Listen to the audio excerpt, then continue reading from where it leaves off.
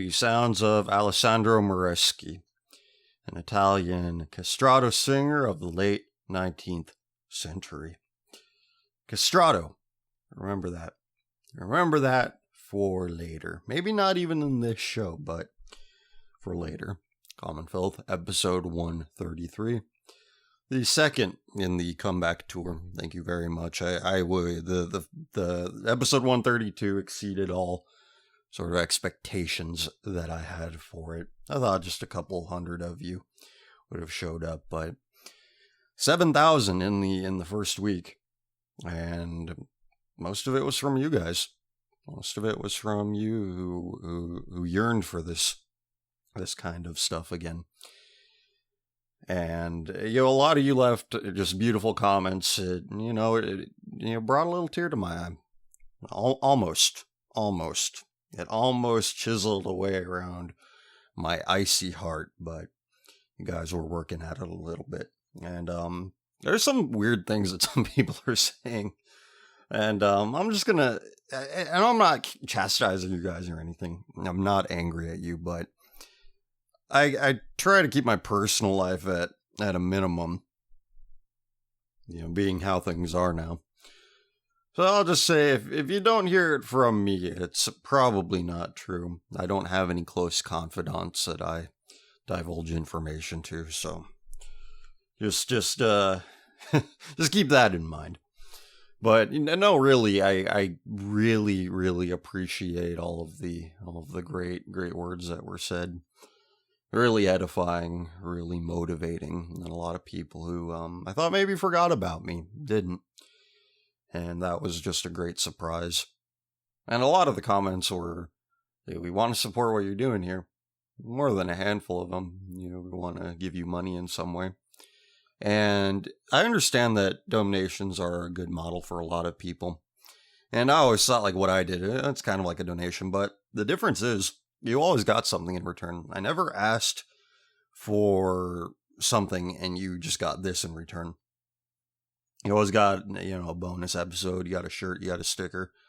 You got something, and I want to keep it that way. And I'm in sort of the pre-alpha development stage of thinking like, well, what else can I do with this? Because I know that a lot of you do want to support me and ensure that this is a thing that I do for the foreseeable future. But some people said, do Gumroad. Here's the thing.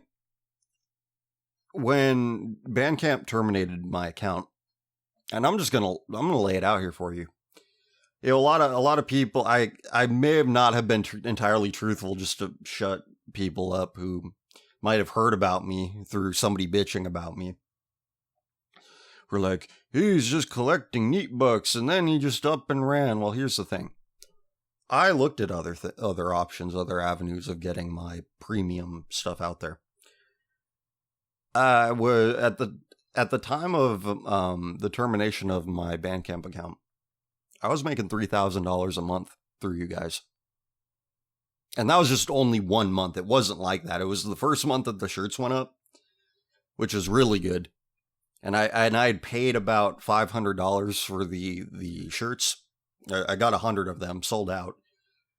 And so you say, okay, like whatever the profit for that is. And I of course I had paid some amount of money for the stickers as well. So when that got shut down, I'm like, okay, I'll go to Gumroad. That got shut down within, I think, a day or two. And I'd only put the last episode I did of Extra, which, if I recall correctly, was about a guy who didn't leave his bedroom for like 10 years. There's nothing on that episode that was objectionable. So there is, even in the mid-tier of the technology companies, there's a concerted and centralized effort between these different entities to quell dissident thought. Anybody who's even engaged in it. Never mind whether they did it through your platform or not, or through their platform or not. So I thought I'd tell you that. Not as a flexing kind of thing, like, oh, I made so much money. Even though if that had stayed steady throughout the year, it's okay. I could have lived off of that, but it would have been a struggle. the point being, pardon my noise here, I'm still getting a little situated. I had it. You guys were doing awesome things for me. And I just felt very blessed. And then as soon as I got to that threshold, it was just pulled. And I looked at other things too. And I'm like, okay, what's the site what's Alex Jones using? I don't like Alex Jones, but I know that he has a website and he has a store on there. So I was like, okay, he's using this software, and I read their terms of service. And I'm like, every single one of it's like that one specifically had the terms of service. You can't sell anything that we find offensive, blah, blah, blah. I'm like, okay, I understand that this is boilerplate stuff, but they're enforcing it now. And so I realized that it's like I don't have any more ships, or rather, I don't have any more docks to park my ship. I saw where things were going. I'm like, it's not doing anything anymore. And this came during a time where I was just not feeling very good about this project. The people I was dealing with, the sort of things that people were saying about me, to me, just thinking I can reach them when they can't be reached, it just started piling up. I'm like, what am I doing? Getting into all these, fights with people, and it's just like, it's fruitless, and it's not getting anywhere. What am I doing? That's Brave. That's the Brave browser, by the way. I forgot to silence my other computer that I'm using here. I'll talk a little bit about that later, because I have some tabs queued up here of things I want to talk about. So let me silence my computer here. But I'm thinking of different things, but it's hard. It's like I almost have to start a new entity in order for you to, support whatever I'm doing here. Because the internet it's been taken over. It's been taken over by the craven middle class, when all they used it for was email. And whereas, before a certain point, there were people like us who made things. I was always inspired by the Homestar Runner guys, the Chapman brothers. I spent hours upon hours every day growing up watching Homestar Runner cartoons. Their body of work is it's unmatched, and some of my favorite stuff that has ever been put out onto the internet. So those guys were always my inspiration, and they did it for a long time. The only reason I think they stepped away from it was that their families were growing, and that's when they went over to do Gravity Falls. I think it was that cartoon. And they did that for a time. They got real jobs. They went corporate, unfortunately, with Disney, which we'll talk about them later. Maybe, if I remember. I'm not here to whine about it. It's just what happened. These low-level people were like, oh, they're just running their business hoping to get bought out by somebody else. That's how they all work. In fact, no, I won't talk about that other thing. Yeah, I'll leave you to wonder. Subscribe to Common Filth Extra episode 000, and you can find out what I was thinking. I got a direct brain hookup where it records the podcast directly from my brainwaves. Wouldn't that be something? We're not too far off from that. But, what was I going to bring up first? Because I wasn't going to... I just felt like, because of the comments that are like, why don't you do this? Why don't you do that? I'm kind of straitjacketed. I'm looking at the sort of dissident underground... Basically what the people who have been shivved by the censorship stuff, what they've been doing, what they've been accomplishing. So I looked at the Brave browser, and that definitely has potential. I'm using it. I really like it. I really, really like it. And the reason I looked at this was because I heard that it has its own cryptocurrency, and you could actually have ad settings where the browser actually recommends you ads. And it's not like some shady link. It actually gives you the direct website. Shows up in your notifications, you click on it, and I found some cool stuff through it. I'm not gonna lie, like the basic attention to coin community. I was reading through them. They have some interesting Q&As on there that they did through Reddit. So I was reading that, and yeah, I'm just finding different ways that maybe you can support me. I haven't set up anything yet. Like I said, I'm in the pre-alpha stages of maybe what I'd like to do. But, you know, I understand you guys want to support me, and that is awesome. But I'm not going to force it. If it doesn't happen, it isn't meant to happen. And we'll see where it goes. I'm not going to put my eggs in the San Francisco companies' baskets. I'm not going to do that anymore. It's just not going to happen. And it's not a geography thing.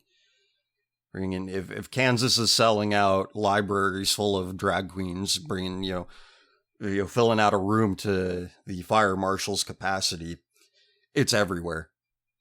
A lot of people are like, oh, California, where God's wrath strikes daily. Have you paid attention to the tornadoes that are ripping through these little middle American towns?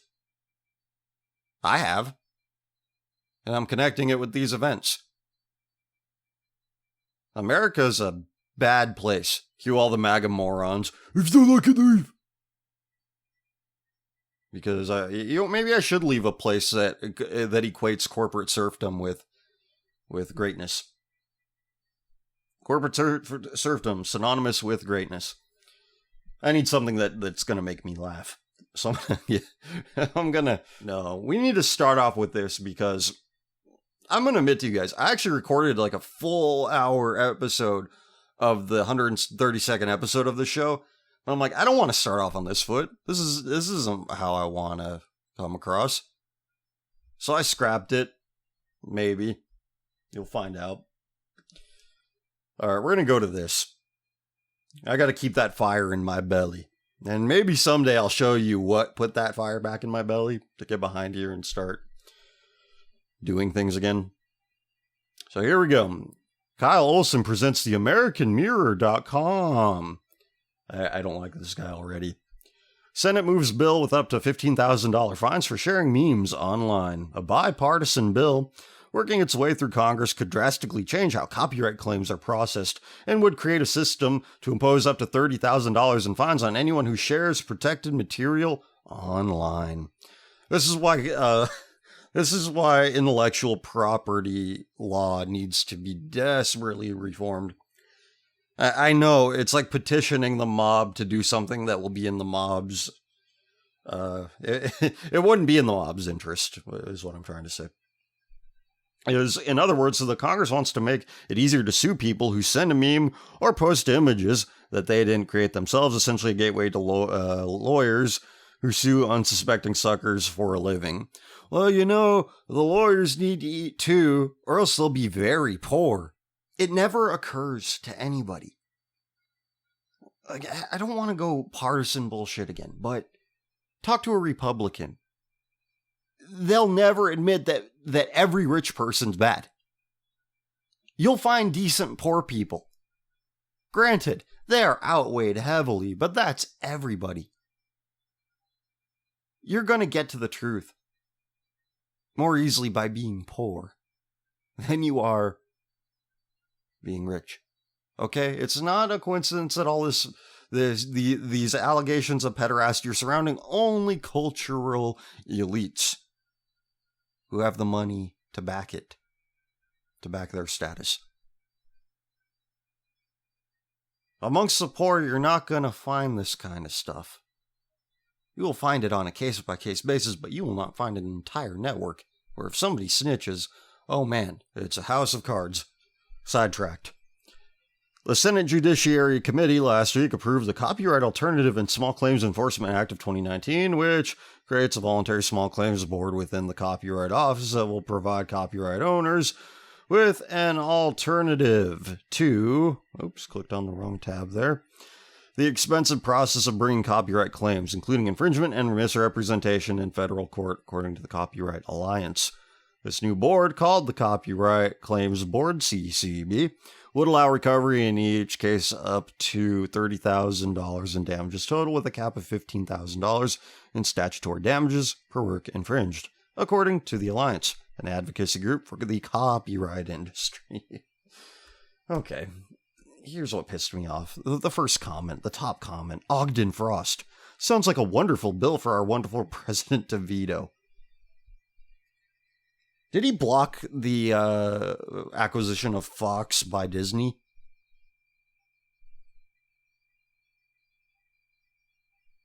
No, because that would have made people poor.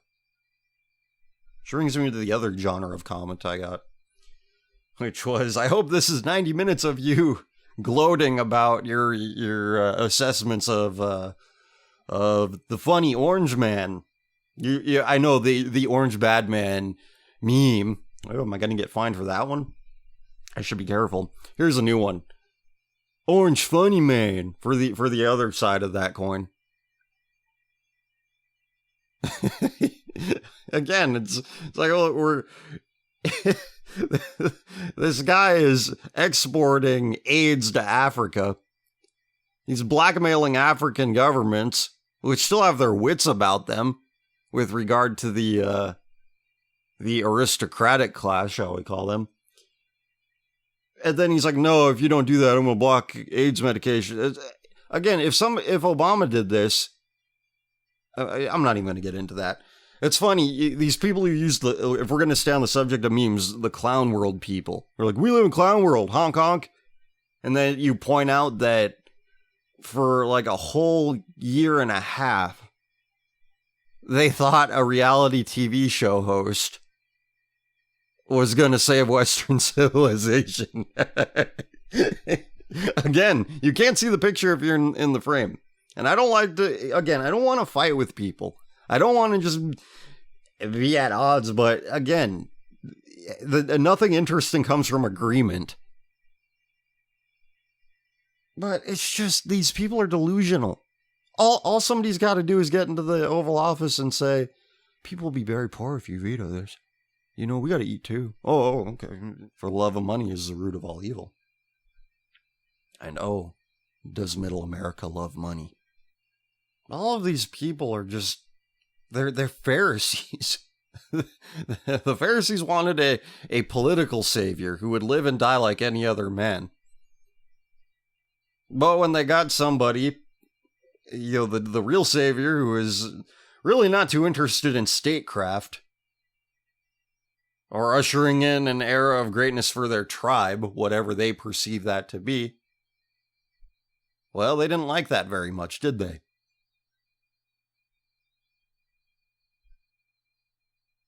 They hated that. And we know how the story ends. That's a lot of words. That's an intellectual detour that I was just explaining myself the path that things have gone. Contributing to my absence. And believe me, getting blacklisted from monetization services, it played a role, but I wasn't feeling very good about the project to begin with. I wanted to get into other things, and just use this as a springboard to do it.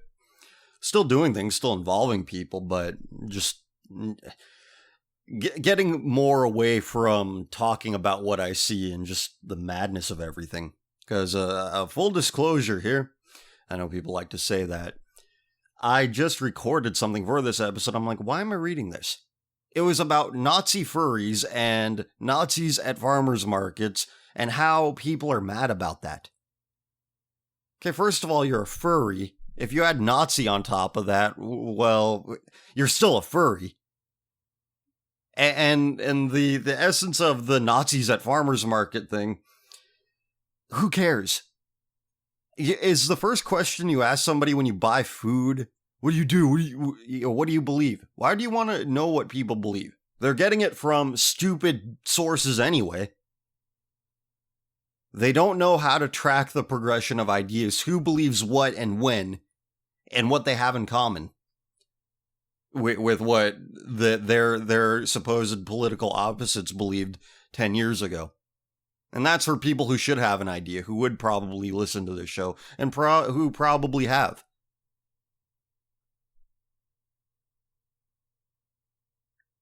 But I've tracked it, and I'm going to give you an example a little bit later here. It is a news story, but I was reading it, and I'm just thinking to myself, why am I doing this? But the point being, I didn't mean that. I'll elaborate on what I just said. I was just not feeling good about where this project, what it was accomplishing. And, I had the idea to start doing other things, to start transitioning to other things. Like, I wanted to get into documentary filmmaking, but, I wanted to set up an infrastructure for that. But, circumstances changed and plans changed for that. And it's still something I very much like to do. I still love music. I still want to create.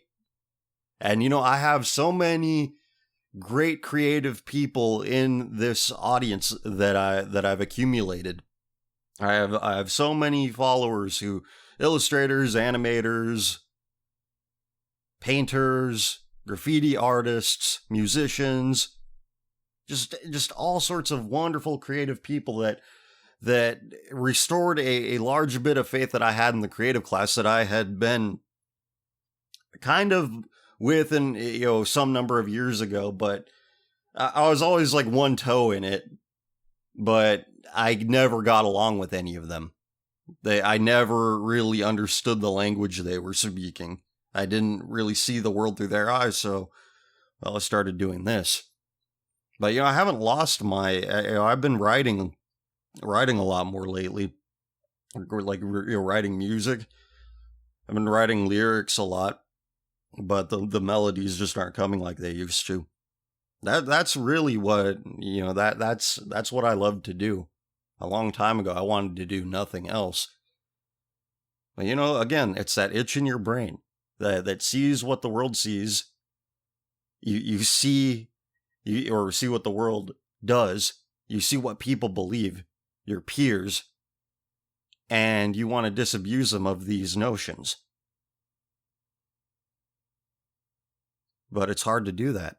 And there's very little catharsis in it. Because they'll never stop, they'll just turn their back on you.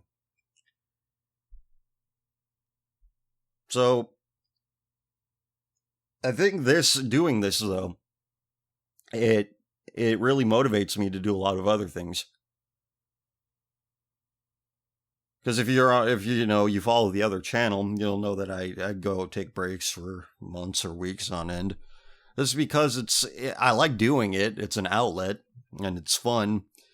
But you need the dark with the light. And I realized that when I was doing this, I was a lot more productive with more creative endeavors.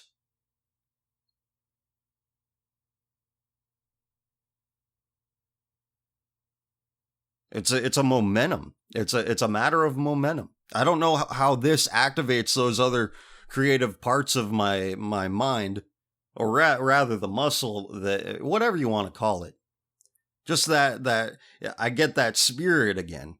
It revives, and I'm motivated. I want to do more things. Because once I finish this, I'm like, all right, well, what's the next thing I could do? Because you delve into the darkness here, not the abyss. The abyss doesn't exist. There is no abyss. There might be people who are just filled with despondency and despair when you look at them, but but people always say, you stared into the abyss too deeply. No, that's not it. You can look at it all day long. You can. But you see, when you're not looking at it is when whatever that abyss is reaches up at you and starts swiping at you. That's the problem. It actually interacts back. If you're looking at it ain't gonna do anything. I don't know. It makes sense to me. Anyway, this is interesting here. And I have emails that you sent to me that I'm gonna get to later. commonfilth@commonfilth.com, the old email address. It's back, and it's ready for your messages. And again, if you want me to read them, I will, but if there's something that you wouldn't want me to read on here, just let me know. I won't do that to you. I keep you anonymous anyway, but if I respect wishes. That's what I want to do. I found this article interesting because I'd kind of heard of this guy a long time ago. His name is Joshua Harris. And I'm going to read this article from two different sources, actually. If I can find my way back to it. Yeah, I can. So this was linked somewhere. It's Fox News. So imagine your average Fox News participant, your average viewer, your average consumer of Fox News content. I think you can imagine it, right? So I found this. This is from the Fox News website, and I'm going to read it from another one. Well-known Christian author, purity advocate, renounces his faith. I hope you can forgive me, he says. Author Joshua Harris, after announcing the end of his marriage, is now kissing his faith goodbye. The author of the bestseller I Kissed Dating Goodbye, a book he authored in 1997 that he later renounced after shaping purity culture for many millennial believers, revealed that he is stepping back from his faith. Why wouldn't you just say young believers? How do you know that they're... Whatever. I'm just so sick of hearing all these generational terms. I'm sick of hearing... and I'm going to start talking about baby boomers. They've caught on to these words that we were using like 5 years ago, like safe space, snowflake, and that's all they could say. You snowflake, and now snowflake just means somebody who actually raises their voice about something they're concerned about. It's like, whoa there, you're opposed to this? Whoa, what are you, some kind of snowflake? It's nonsense. Anyway. Nobody knows how to use words. Again, nobody can track the progression of ideas where they started and what they actually are. Like how now SJW is just somebody who kind of, again, just raises their voice about things. It's not like the anti-SJWs believe in anything different. I was talking about that years ago. And nothing's changed. It's just gotten more bland and stupid and obvious. Anyway. Harris, the author... Okay, I read that part. So he shaped purity culture for many millennial believers, revealed that he is stepping back from his faith. In an Instagram post, he also apologized for his previously held views, including bigotry to the LGBTQ community. Oh, some community they have. Notice they always go back to that.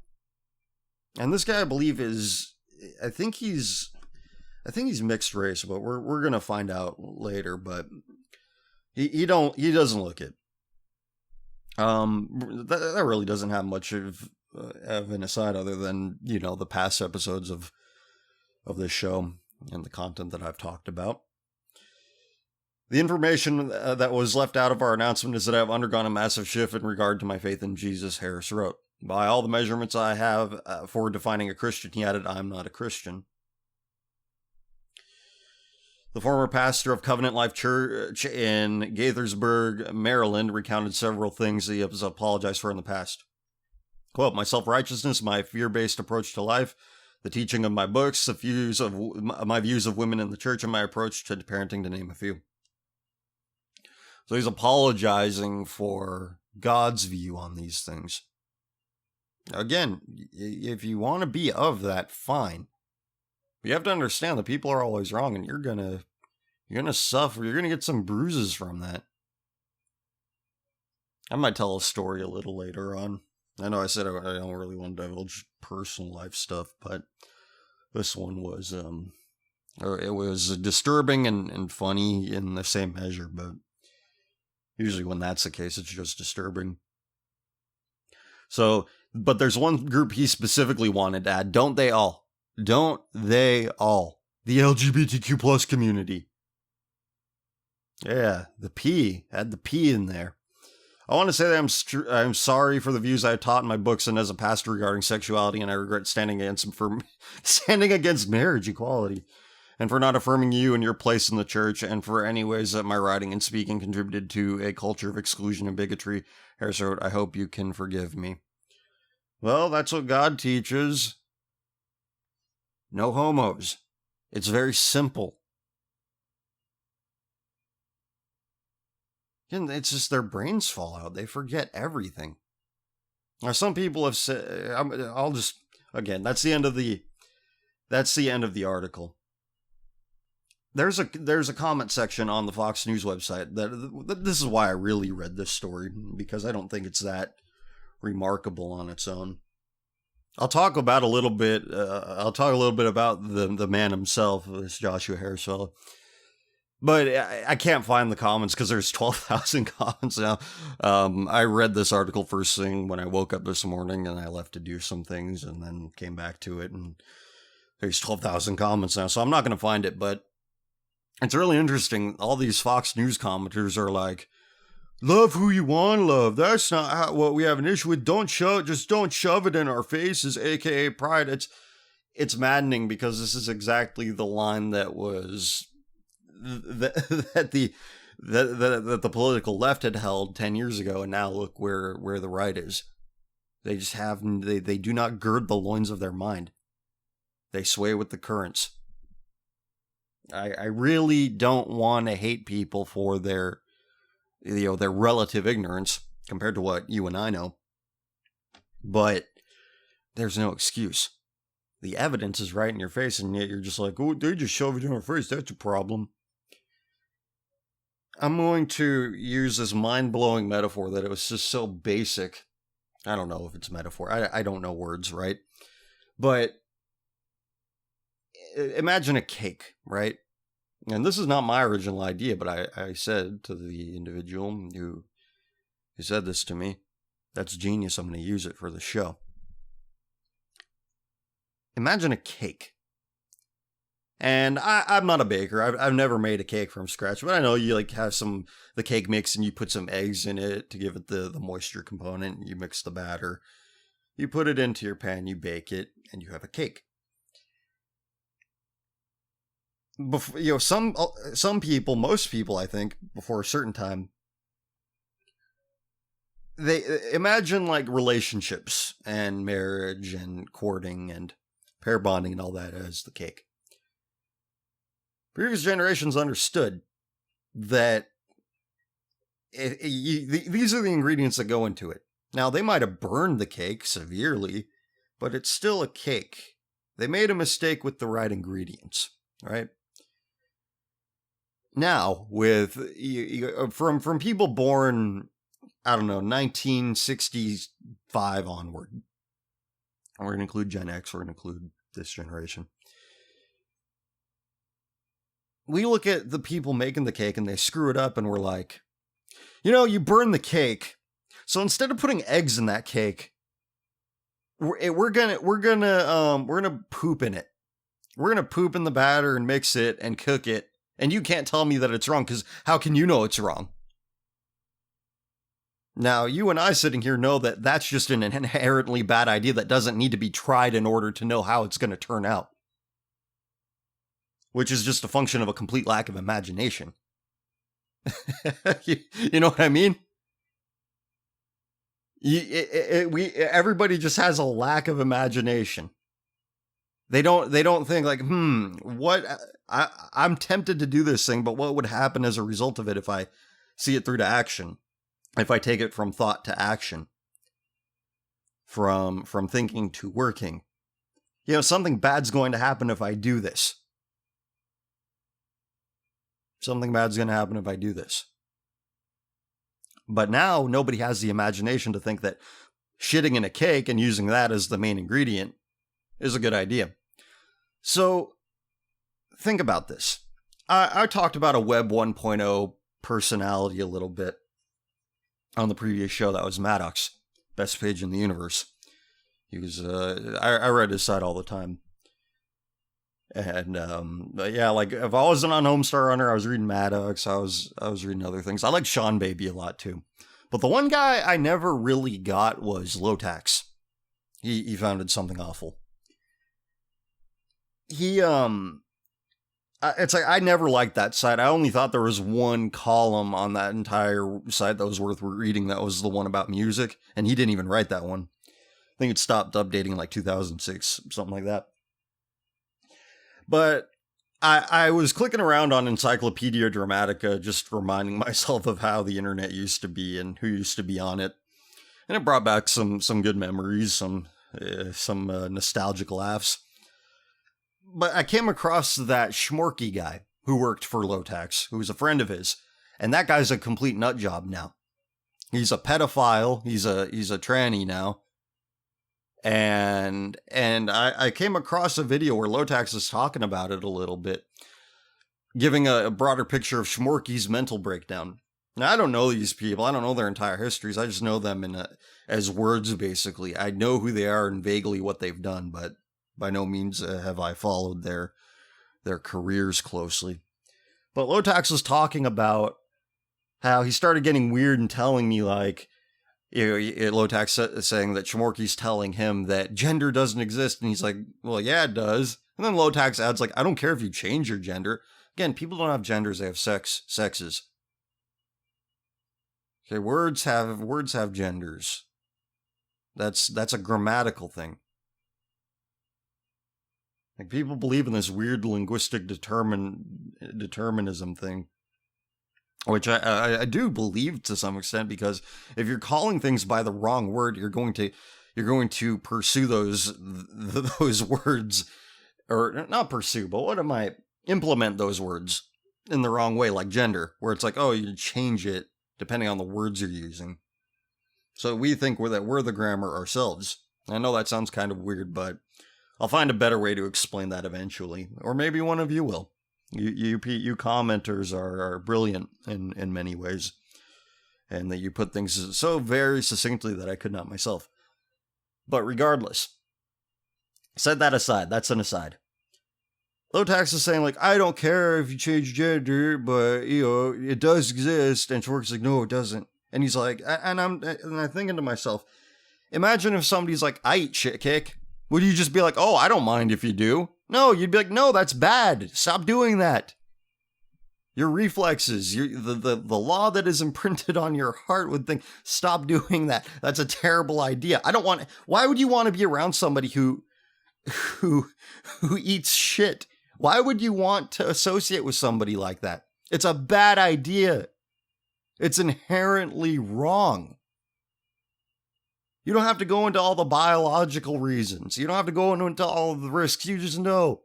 Your moral instincts know that is a bad way to go. That is a destructive way to go. Eating shit cakes is a bad way to go. Apply that to these people who think that they can, sew a friggin' vagina pouch into themselves where their dick used to be. That's a bad idea. If you think that's a good idea, there's something wrong with you. Why would you not view them the same way as you view a shit eater? But no, everybody on this Fox News website is talking about sky daddies and love who you want to love. Just don't force it on me, which again was the Jon Stewart line from 2003 to 2009 or whatever. It is a stupid and really suicidal thing, because if you tolerate it, well, then they're gonna take your silence as acceptance. That's what they want. They don't care if you're agnostic on things, meaning that's not good enough for them. Your apathy is not good enough for them. They need wholesale acceptance. That is the MO of the shit eater, of the genital mutilator, of the child rapist. The thing about a lie is that everybody needs to believe it in order for it to be valid. If somebody out there sees through the BS, if somebody sees the liar for what they are, then it's done. If there's somebody who has the spirit of truth in them, they're going to go after that person. And fewer people have it, as evidenced by if you could parse through the 12,000 comments and growing as of this recording on this Fox News article about Joshua Harris, you'll find it. And the spirit of truth is diminishing. And I think knowing what's right and what's wrong is about as easy as it's been, which is why you're seeing such a rise in these kinds of people. Let's read Romans. Grab your Bibles, everybody. Oh, you talking about the Bible? I remember some Eurotrash, which, by the way, I love my European listeners. I remember somebody sent me a screenshot of some image board, and there was some German guy talking about me. He's like, oh, he's pretty good, but he strikes me as a bit unstable when he starts just talking about the God at random. And I thought that was really funny. So under Romans chapter 1, you don't have to go far. Here we go. We're going to start at verse 21. Here we go. Because that when they knew God, they glorified him not as God, neither were thankful, but became vain in their imaginations, and their foolish heart was darkened.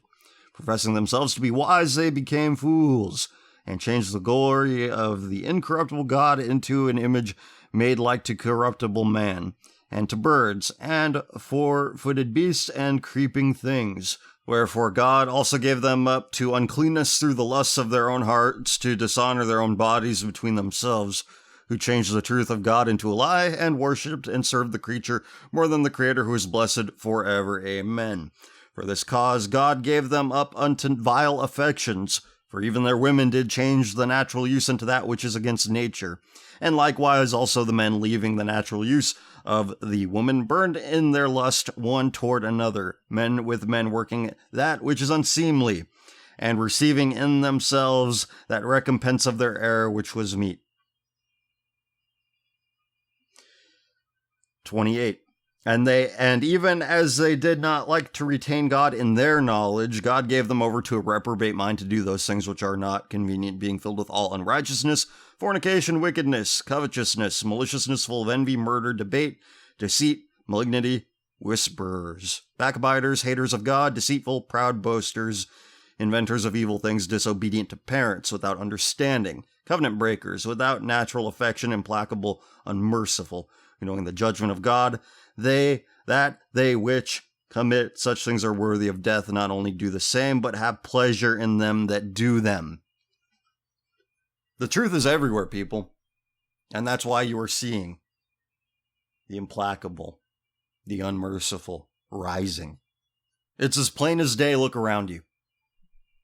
Everybody was telling me, come back in July. This is the gayest thing ever. The gayest month ever. And I'm sitting here thinking like, yeah, I know. But that's the world that unfortunately, a lot of you voted for.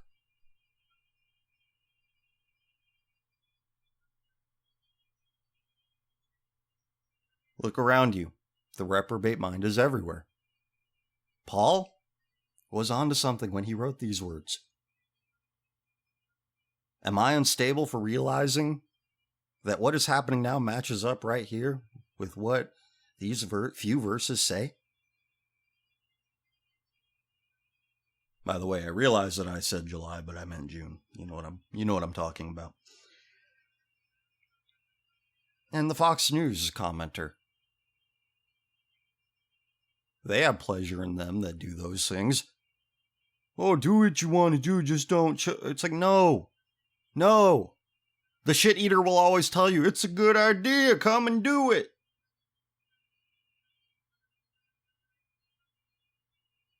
And tolerating what is being tolerated.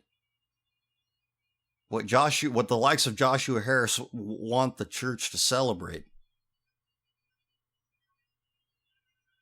Your apathy is never good enough for them. However agnostic you can be on subjects, it isn't good for them. They take pleasure in the shit eater. They take pleasure. And they don't think like that's a bad idea on its own.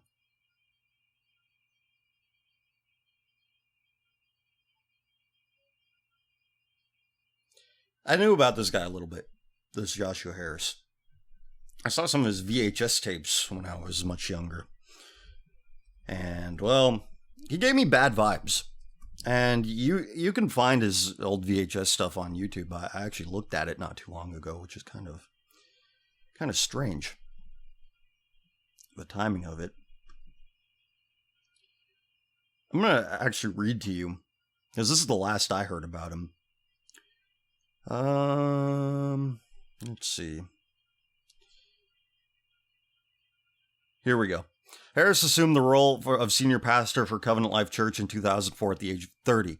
January 2015, he announced his resignation from that role due to a desire to broaden his views and connect to other parts of Christianity. Harris said the isolation of covenant life and of a small cluster of churches of which it was a part may have led to leadership mistakes, including the decision of pastors, himself among them, to handle a child sexual abuse case internally instead of going to the police. Oh boy. Oh boy. You think that maybe his renunciation was was as a it was a function of feeling the walls closing in around him? That bit was from Wikipedia. Look at it if you'd like. He's of Japanese descent on his mother's side. Well, that basically means that he's white because, well, who am I to argue with Hitler on issues of whiteness? But LifeSite News, which I understand may have certain biases about certain things, but we'll set that aside for now. I'm going to read their perspective about it. I may adjust my chair here. Here we go. Kiss Dating Goodbye author announces divorce, says he's no longer Christian. Joshua Harris, the author of the Christian self-help bestseller I Kiss Dating Goodbye, recently announced that he is both divorcing his wife and no longer considers himself a Christian, in the process of apologizing to the LGBTQ plus community for having previously espoused a traditional Christian sexual ethic. You see, again, we have to use the right words for things, because linguistic determinism, it's stupid, but there's grains of truth to every stupid thing, right? Maybe, most things. You can't call what the creature community does as sexual because it's not. Masturbatory, yes. Bestial, yes. But sexual, no. The book publisher's bill, I Kiss Dating Goodbye, is presenting a call to sincere love, real purity, and purposeful singleness, while providing solid biblical alternatives to society's norm. In the book, Harris advocates a more courtship-like model of forming relationships, including greater involvement of both partners' parents and getting to know potential spouses in group settings. Harris has come under fire over the years for several aspects of the book, and in a statement on his website, he says he no longer stands by everything he wrote. I now think dating can be a healthy part of a person's developing relationally and learning the qualities that matter most in a partner, he says. There are other weaknesses, too. In an effort to set a high standard, the book emphasizes practices, not dating, kissing before marriage, and concepts, giving your heart away, that are not in the Bible. Well, here's his first mistake. He's talking about partners. He should have been doing it from a perspective, a male perspective, which might. I'm going to leave my speculations until the end of this, before I tell you what I think of this fellow, really. Harris has come under fire. Oh, okay, I read that part. Last week, Harris and his wife of 21 years, Shannon, announced their separation due to some significant changes that have taken place in both of us in recent years, and on Friday announced an even bigger series of changes. Yeah. I have undergone a massive shift in regard to my faith in Jesus, he said. By all the measurements that I have for defining a Christian, I am not a Christian. Many people tell me that there is a different way to practice faith, and I want to remain open to this, but I'm not there now. He didn't elaborate on the drivers of this shift, but went on to echo several common secular progressive grievances about Christianity. I've lived in fear and repentance for the last several years, repenting of my self-righteousness, my fear-based approach to life, the teaching of my books, my views of women in the church, and my approach to parenting, to name a few. Well, the self-righteousness part is a good thing, but the rest of it is, why wouldn't you fear something very powerful? The ultimate judge. Why wouldn't you fear that? That's a good thing. Fear is a healthy thing. Living in fear will keep you alive. Maybe past your normal expiration date. Like, I have a healthy fear of poisonous snakes. Would you say that is rational or irrational? I'm not going to go wandering around in a snake pit saying, I ain't scared. That's stupid. That's destructive. You need to have some fear. And his views on women in the church. Oh, I'm sorry. What happened to the Methodists? They let a lot of women in their churches. Actually, pastors and all this. It's insane.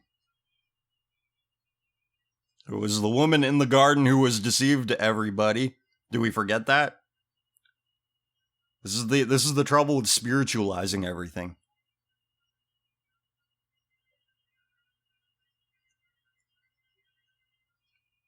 He said, but I specifically want to add to this list now, to the LGBTQ community. Plus, he had the plus, whatever that means. I want to say that I'm sorry for the views that I taught in my books and as a pastor regarding sexuality. Again, there's only one very narrow thing you can do sexually. Anything else is, again, masturbatory or bestial. One is worse than the other, obviously. I regret standing against marriage equality, for not affirming you and your place in the church, and for any ways that my writing and speaking contributed to a culture of exclusion and bigotry. What place? Again, we just read it. These people are God's refuse. There's no place for them. And I think he might know this, and he can't really rationalize it. But again, we'll get into what I think of him, where he's coming from, in a little bit. The American Conservatives' Rod Dreher highlighted an interview Harris gave to Sojourners earlier this month, which he appears to shed light on his transformation. There, Harris says that as he grapples with the sex-positive trend in which the historical sexual ethic related to sex outside of marriage related to homosexuality is basically laid aside, he finds it almost easier to contemplate throwing out all of Christianity than it is to keep Christianity and adapting it in these different ways. So you basically agree with common consensus. You agree with the democracy. Straight and narrow is the way. Broad is the path that leads to destruction. He just couldn't. He couldn't take it. He understood that, but he understood by doing all these book deals, by getting in these mainstream publishing houses, which a lot of these Christian publishing houses are. That's why they're in Barnes and Noble, right next to the Pride display that they had. I have a funny story about Barnes & Noble, by the way, that I might tell you later. This happened a while ago, but I think it's worth telling. Yeah, then is keeping Christianity and adapting it in all these different ways. Yeah, it should be rigid. It shouldn't adapt. A lot of... I'm always fascinated by things that people don't really talk about, that people don't really think are worthy of documenting and analyzing.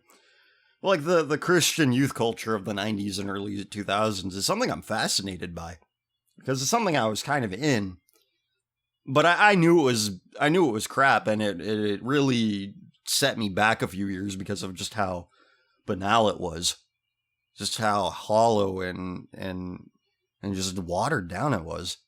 I didn't know what it was about it. I thought it was just like, oh, this thing's dying, but it wasn't. It was just a watered down version of what I had been looking for a long time. But I'm pretty sure that he was an influencer in that. He was very influential in that period of time. I'm sure he's on all the hip TV shows that they had. I'm sure that he spoke at these a lot of these conferences that they have. But I bet, again, I watched a little bit of Zoo way back when. I was watching it like maybe a year ago or something. Just to remind myself, like, was that a thing that I watched? About this guy on stage, like in some weird coffee house thing, trying to be all hip. But, anyway, I'm going to get back to the article. What's really interesting about that interview is that it's about the inability to reconcile the historical biblical Christian faith with the sexual revolution. Dreher responded. He added that he has incomparably more respect for Harris for walking away from the faith entirely than he does for those who distort scripture to fit their sexual ideology, because if you could make the Bible say that the sexual revolution is ordained by God, then you could make it say just about anything. I see his point there. Besides being a warning about the dangers of evangelicalism Inc.'s celebrity culture, these incidents also serve as a warning about how Satan prowls about like a roaring lion seeking whomever he may devour. PJ Media's Paula Bolliard concluded, "Make no mistake, the prince of this world revels over each and every one of these stories, which are more visible because these celebrities have millions of followers and a huge platform from which to proclaim and celebrate their sins and apostasies, and to receive the praise of men when they choose the world over Christ. And that really is it. And the fact that they do have millions of followers shows what side of the border they fall on. Okay, these people, in order to get this audience, have to be a very just inoffensive kind of thing, when that's not what Scripture is about at all. It's a very divisive thing. It's controversial to those who don't want to know the truth, but again, most people don't.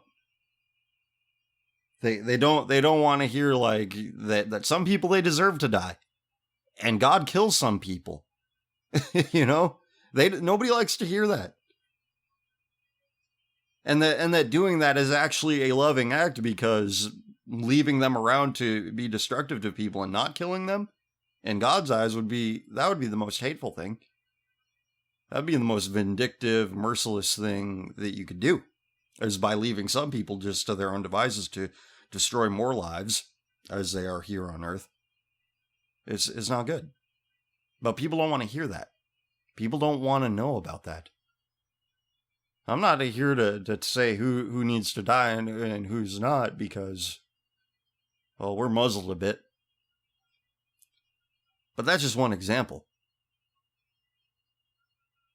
People don't want to hear that, because it might be also true about them, and their instincts might be right. But instead of accepting that they are a sinner worthy of death, well, they follow the likes of Joshua Harris. Now, I'm going to go back to his Wikipedia article, because I don't think I read this part here. On July 17, 2019, Harris announced on his Instagram page that he and his wife would be separating due to significant changes that have taken place in both of us. And on July 26, 2019, on the same page, elaborated he no longer considers himself a Christian. Now, significant changes. What could those be? I don't think that they're changes at all, but I think that he's a queer. I really do. I got when I watched that video of him all those years ago when I was a young pup, I was like, this guy seems kind of, I didn't like that. I didn't like him. So I think he's a homo. That's what I'm going to say. That's not a prediction, but that's just sort of a gut feeling, which you can't really go wrong. And if your gut feeling is wrong, then even if it's wrong, you're not going to be wrong in a damaging way where it's like, oh, I got that wrong. Better to err on the side of caution when it comes to people like this. I can't say it for sure, but those are just the vibes that he gave off. Just my assessment of the matter. I teased a few stories, one of which just is disturbing and really shows you that higher education is for the most mediocre minds. I guess both of them kind of do, but I'll start off with the one that doesn't have anything to do with anybody. It's just something I saw. So it was Christmas time 2017. I was at Barnes & Noble because I like being in the physical world. I like going to places and seeing what there is to be seen. And, just getting gift ideas. And it's never busy there, which is awesome. So, and it's still open. Barnes & Noble's still around somehow. So I'm just looking around. And I see a book about either by or about that Malala chick. Is that her name? Let's find out. Yes, Malala Yousafzai, I don't know. Pakistani activist for female education. But basically, Malala bitches about, oh, the Taliban's so bigoted. They don't let us go to school. They don't educate girls. And basically, Malala is just a sort of gateway drug into getting either leftists to hate Muslims or Islam, or it's just a way to liberalize Muslim even further. By the way, is that page High on Liberal Islam still around? Because that was a fantastic Facebook page. But I saw a book, and it's like, oh, Malala's Journey or something like that. And, hold on, is it bibliography here? No, there's no bibliography. But basically, she was on the cover of it, And I'd seen like some trailer for a documentary about Malala and her sacrifice and journey and blah blah blah blah blah. And then I look at it, I'm like, oh yeah, that's right, that's a thing. So I walk around, and somewhere pretty close to it, not on the same shelf, if they were right next to each other, it would have been fantastic, but they weren't.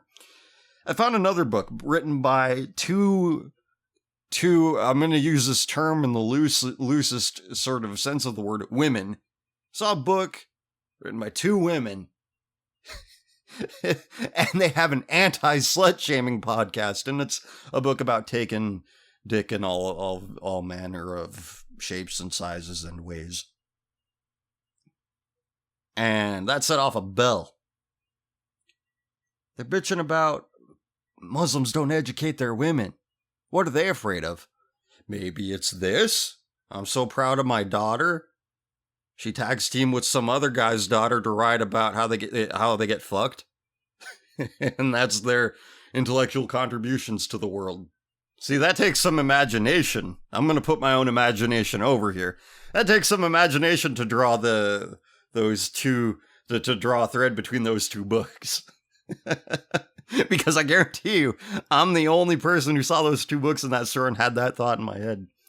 Not saying that I'm the only one in the world, but just in that store. So, I don't know. I thought it was funny. And I thought I would tell you because, hey, content, right? I needed something to laugh at.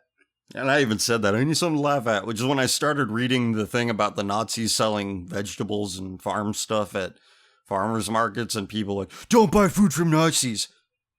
Well, how about I hold up a sign that says, don't buy food from nosy weirdos like you? Wouldn't that be an interference of commerce?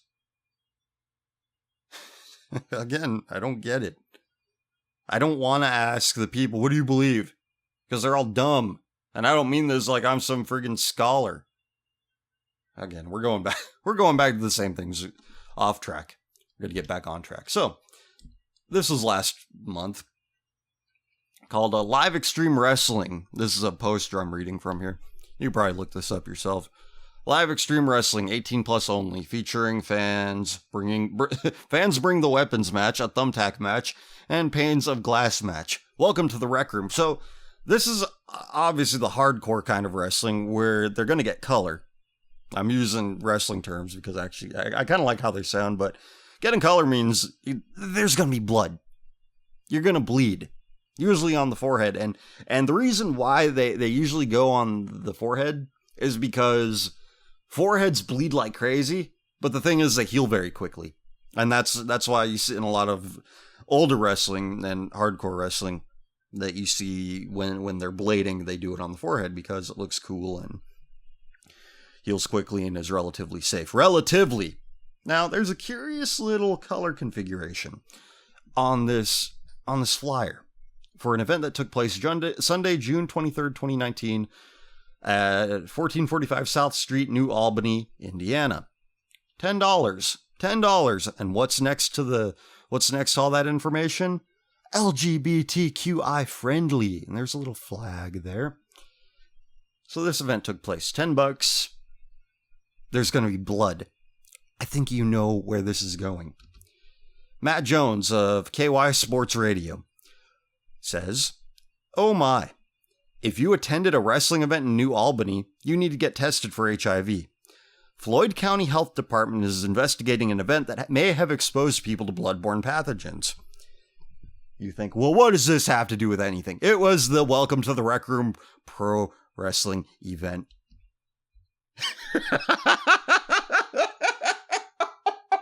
Generation poop cake.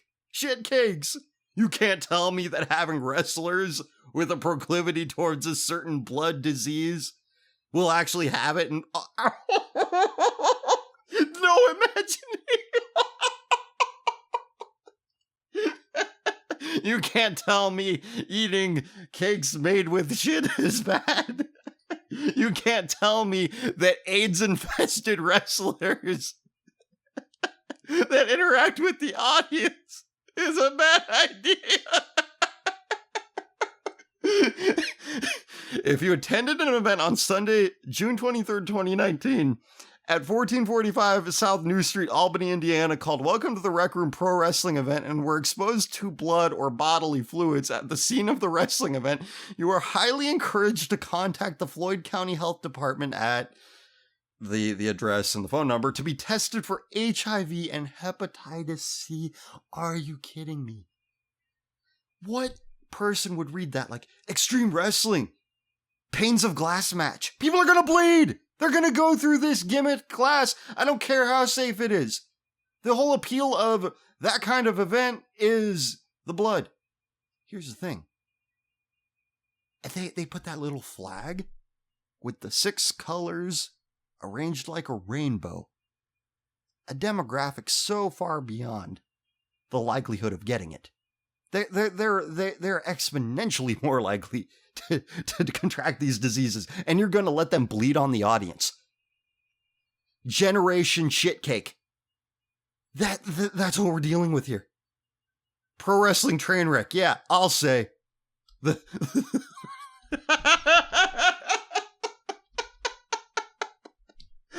can't breathe.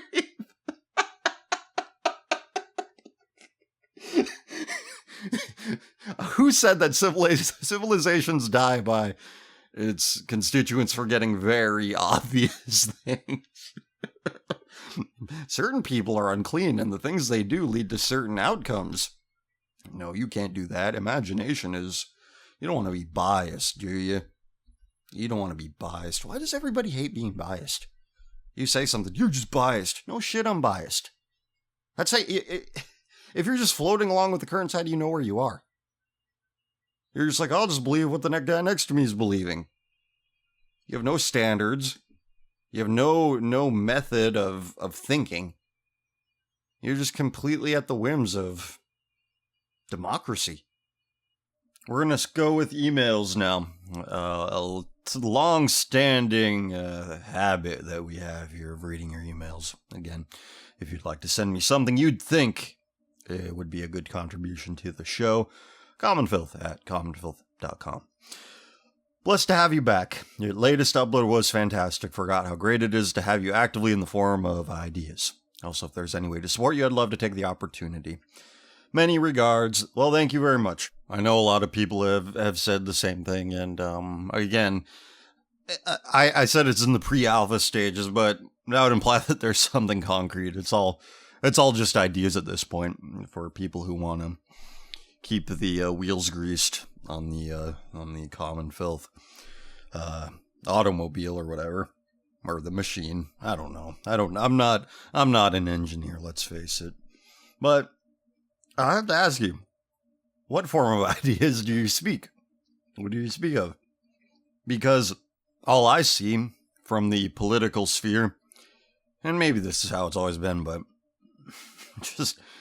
it's just cheerleading. There are no ideas. It's just this side good, this side bad.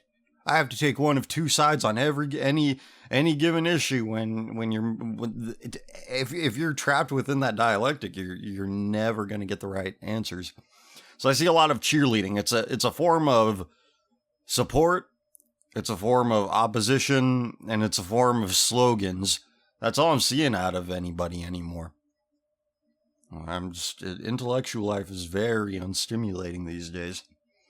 But if I can reseed it from scratch, if I can be the one to create the form of ideas through tyranny of will, then that would be fantastic. All right, we're going to read this one. SCF, first I'd like to say I'm glad to see you back at it. I've been a listener from very early on, eventually sharing your content with my wife, who is agnostic and relatively apolitical.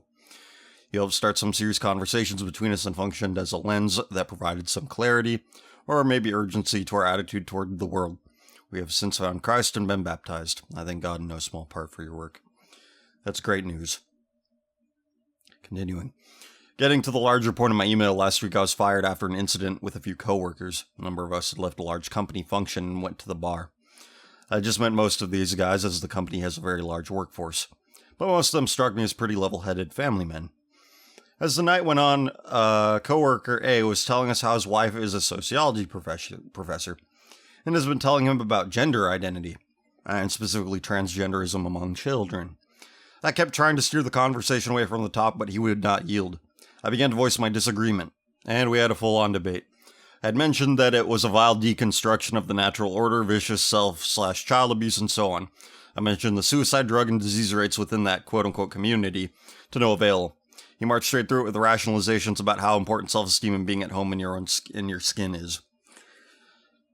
You know, the fact that, again, people have falsely accused me of being a Calvinist.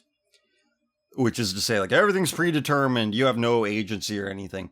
But here's the danger with that. And I'm not a Calvinist. The danger with rejecting just all form of predestination is very dangerous. You know, some things are. If the book of Revelation, if the events detailed in that book were not going to happen, and they are going to happen, we see the technology being put into place where that's going to be a reality. Where you have chimeras terrorizing the earth, among so many other things.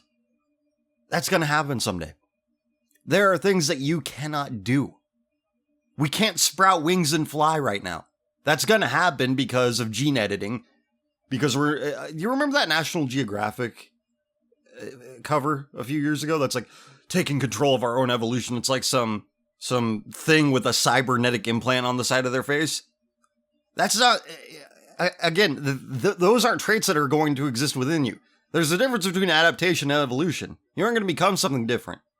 At best, you're just going to rearrange the traits that already exist in you. And guess what? Cybernetic implants in your face. That's not just going to happen. You're not going to be born with that one day. So this idea of, oh, you're not comfortable in your own skin is ridiculous. I can't be a cat. I can't be a dog.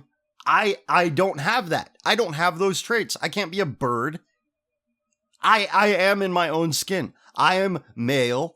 I have skin. I have male parts. I'm bound by that. I can't change that. I'm predestined to be male. Do you see what I'm saying? I really, that's the best way I could put it right now. So I'll continue with the email. The debate ground on. I grew more frustrated referring to the community as a collection of mentally ill fags, pedos, and pedo enablers. Correct.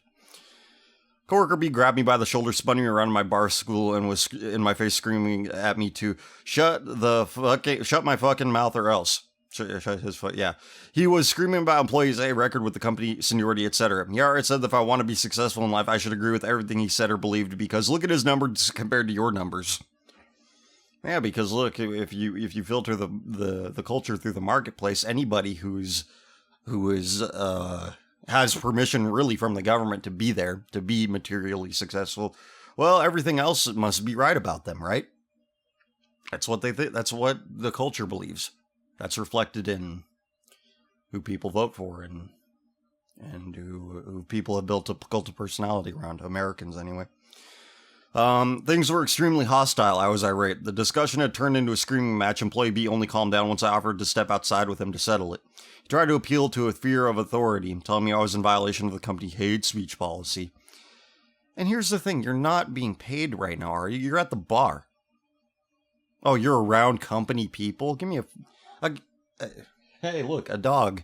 It's a dog. I had ceased recording there to close my window. I know, I'm off my game. I know, it's been a while. But anyway.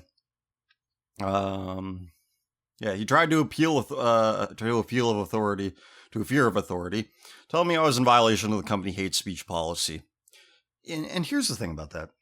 If you're in America, corporations derive their status from the state. So shouldn't they be state-owned things? And shouldn't state-owned things be in subjection to the U.S. Constitution? No. That you're never going to get that because it's amazing. I had a conversation with a friend. He's thinking about how, really what the difference is between organized crime and government. There really is none. So asking the government to rein itself in is like asking the mob. Except the mob isn't gonna whine that you don't like homos. So really, I'd rather live under a mob-controlled neighborhood than the U.S. government at this point. So, and that you would be... Okay, continue with the email. So he tried to appeal to a fear of authority, telling me I was in violation of the company hate speech policy and I would be in serious trouble with HR. I was dumbstruck. How could a grown man with kids and a wife be so concerned with fitting in and promoting something so horrific for the sake of a few dollars? My response was short and to the point. To hell with HR, they can fire me. Next day I was fired for violating the hate speech policy. You as a private subject are apparently not a private subject anymore. You see, the corporation, they get all the perks of being quote-unquote private, and none of the downsides. They get to be public and private all at once. They get all the protections of the government without conceding, like, look, you can't fire people for what they believe. Sorry. I do regret losing my composure and my willingness to fight the other employee over my bruised ego and a lost cause. Well, the employee B was obviously, he didn't have an answer other than, you make more money, my money, my money. Again, look who Americans decided to form a new personality cult around. A guy with a 500-word vocabulary who is really a shitty businessman. That's why he went into politics. Good businessmen don't go into politics. They stay in business. Zuckerberg was sort of feeling out. That's why a run for president. That's why he was in the heartland talking to Iowans and all this. And I think he's backed off of that because he realized, like, wait, I have more power here. I can make my own country with the money I have. And why wouldn't he? I'm going to read the rest of the email uninterrupted. I do regret losing my composure and my willingness to fight the other employees over my bruised ego and a lost cause. I've always had more success in these situations employing the casual belligerency promoted way back when. Though as far as my vocal opposition goes, there was never any choice. I don't want to be profitable for a company like that, and I don't want a paycheck that's covered in rainbow glitter from a pride parade. Well, unfortunately, if you're... the people who run businesses that aren't like this, they're not very successful at it. Unfortunately, they don't have very good businesses. Mark 8:36. Or what shall it profit a man if he shall gain the whole world and lose his own soul? Yeah. And like I said, it doesn't matter what you do anymore. More and more of these entities are going to want more and more of your soul. They got your body, they got your mind, they got your kids. They want your soul now. So I'm sorry to hear that. I really am. What happened to you has undoubtedly happened to a lot of people. And in the casual belligerence thing, I remember, coming up with that. And I'm surprised that it took off a little bit. But really all that is just kind of playing dumb. You just say it without any sort of knowledge of how people will respond to it. And if you give them that impression, then it's going to be difficult for them to explain things to you. And they're going to have to explain, like, oh, here's who these people are. And then you're going to start asking questions, and it's going to really highlight what those... what the protected class really gets up to. Next email. And this one says, hey, CF, formerly irregular listener and first-time writer. Well, thank you for your irregular patronage. I'm glad that you're back doing CFR. Nostalgia Wound wasn't quite my taste because many of the games were before my time, and it will be interesting to hear your insight on things 2 years on. Well, I don't know if I have that much insight other than people are stupid. They will yell at you if you tell them that they're being stupid. And those who come to their senses will only listen when it's way too late to listen. If you want me to predict what it's going to be about from here on out, that is the most likely reoccurring theme there. I'll try to keep this as short and sweet as possible, but that may prove difficult because of all the details I need to elaborate on. I write to you today because my closest friend has recently confided to me that he is a furry. This can mean a myriad of different things, so allow me to try and explain. Full disclosure, we met online and have solely interacted through the internet for almost 8 years now. Dang. This is a fact that doesn't matter so much to me, but I do plan to eventually try to remedy it by meeting up in person whenever I am free to do so. It's not so easy because I no longer live in the US, but he does. We're both in our early 20s, but he's a couple years older than I. I'm a Christian, or at least would consider myself such, but he's not. It's not that he's a zoophile. I had thought to make that much clear, at least. There are two main things, I think, that underlies a particular brand of furryism. Is it Nazi furryism? That would be something. No, I'm sorry, I shouldn't joke. I wish to escape his circumstances, his responsibilities, and what is expected of him. In order to escape that identity of himself, he'd need to change physical form, so he has fantasies about becoming a therianthrope. I'll use this word to describe the anthro animal so commonplace in the furry fandom, just to not overuse the word furry. Oh boy. Okay. Yeah, isn't that funny? Oh, you need to feel comfortable in your own skin. No, you want to wear somebody else's skin, homeboy. That's all you want. You're out of your mind to think that you could be in something other than your own skin. Anyway. The one I think can just be explained in a single word, autogynephilia. If you don't know what that means, it is a propensity for a man to be aroused by the thought of himself as a female. Yeah, I know about this, yeah. But I'll read just to... as an addendum to the first point, he wishes he were a female therianthrope. Not just any therianthrope. It's something he had trouble explaining to me, but he also admitted it was more of a curiosity than serious, overwhelming desire. I thought it significant enough to mention anyway.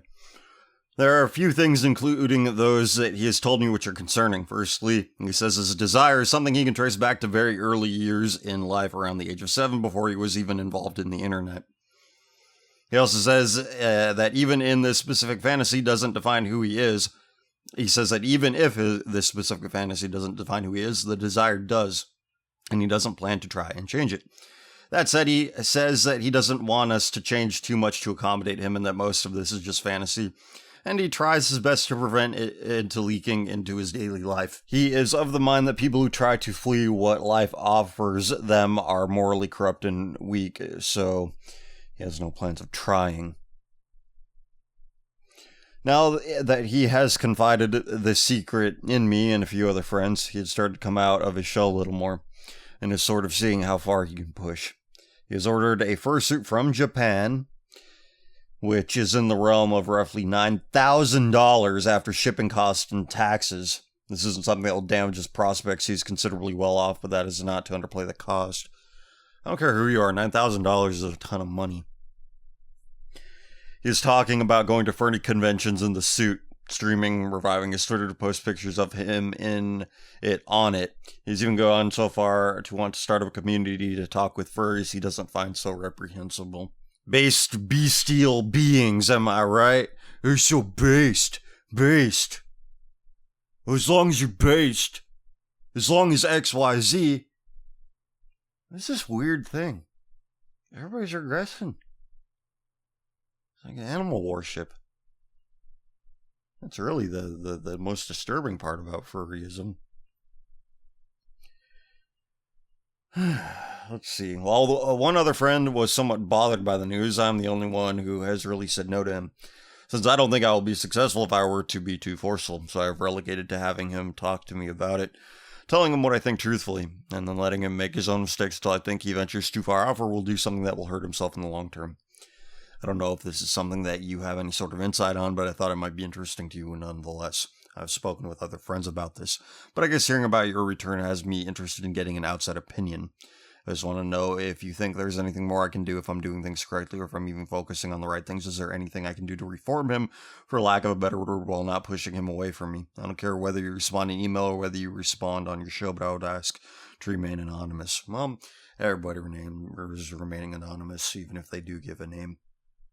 So, for your friend's sake, yes. Whatever you do, thank you for your time, and God bless you. Keep doing what you do best, because God knows no one else will. Well, 8 years is a long time. I mean, not in like the grand scheme of history or anything like that, but, you know, it is a long time, and the problem with this is, I'm from a time where, and maybe this is just me, I don't know if the time in general was representative of how I treated the internet. I always treated the internet as an augment for when your real friends or your real family isn't around. You would use the internet to, fill in those gaps. Somebody who puts the internet first. They don't have much going on, actual face-to-face, soul-to-soul contact. So that just, they don't have that balance. They don't have anybody around to tell them, like, that's a bad idea. And unfortunately, because so much of life is filtered through the internet now, the lines are blurred quite a bit, to a great extent. So it's you see what's out there. We know what's out there in meat space, but the stuff that exists out there, I think, is amplified tenfold on the internet, and that's the issue. That's what it seems to me, is that this is probably somebody whose interactions have to take place on the internet. He probably hasn't made a real friend in at least as long as you've known him and have talked to him. That is my insight. I could be wrong. I really could be, but that's what it seems to be. And it's sad. It really is, and it's just going to go into much worse directions than just wearing fursuits, I think. So that's the only insight I have. I'm really sorry to hear that. And I don't even know if it's insight, if it even qualifies. Here we go. Next.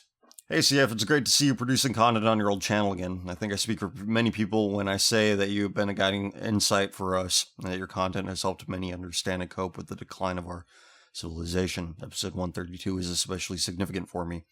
The passage you led with has always been a favorite of mine, and is especially prescient today. Recently, I came to the same conclusions you did about the state of our moral betters and the left as a whole. I'm linking to you my take on it, and if you're inclined, you can take a look. God bless and keep you, CF. You sound very disheartened in your recent work. I'll keep you in my prayers. Well, I'm not disheartened about myself, but, a lot of things. A lot of things are just... I always get annoyed when people are like, oh, just have a positive outlook on something when you have something else in mind. You can have positive outlooks about something that is on the up and up. You can't have the same thing towards something that's bad. Bad things are inherently bad. They're wrong. And it's like you can't feel good about things that are happening that are wrong. So I don't know how else to say that. It's like I'm disheartened about the disheartening things. All right, it sounds redundant, but that's the best way I can put it. So they want you dead. I'll tell you what, since we're getting a bit long in the tooth in this episode, I will read this on the next show. How about that? I think that's a good compromise. I will read it next time. And that's it. That's it for the emails. And again, I would have read every comment that was left for me, but there's just so many of them, and it was overwhelming. It really was. So I thank you for that. And remember that I started off the program with that recording from one of the few castratos who did solo recordings, who did solo singing. I'm gonna talk about that on next episode. That's a little bit of again, like I said, file it away somewhere in your mind, because it's gonna blow you away. Of all the things that I've been getting into lately, this castrato thing, it's got a lot to do with it, and it might upset some of you where it will be going, but hey, that's what I do best. I should have been a wrestling manager in like the 1980s or 90s. I would have been fantastic at it. I know how to push people's buttons, and it's not something I should do too often, because it's generally not a good thing to do, being a provocateur. There's a time and place for it, but just do it all the time and know that you have that power. You feel bad in the end if you're just going to be using that just to get a rise out of people just for the sake of it.